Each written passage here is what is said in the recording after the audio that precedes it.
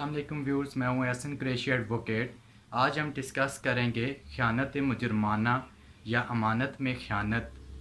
क्या है, कौन सा रेलिवेंट सेक्शन ऑफ लॉ इसको डील करता है और इसकी पनिशमेंट क्या है। पाकिस्तान पीनल कोड के सेक्शन 405 के अंदर अमानत में ख़यानत या ख़यानत मुजरमाना की डेफिनेशन बयान की गई है, जिसके मुताबिक अमानत मुजरमाना या अमानत में ख़यानत से मुराद ये है कि जब कोई शख्स किसी शख्स को अपनी कोई प्रॉपर्टी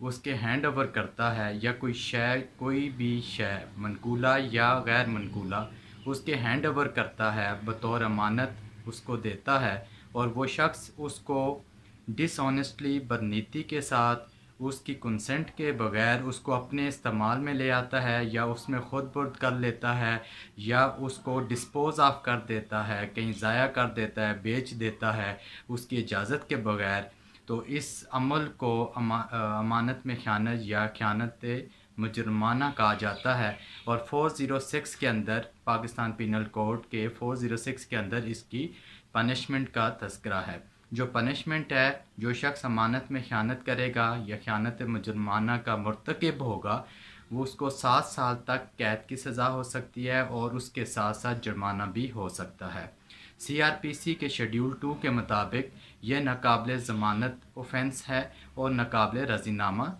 जुर्म है।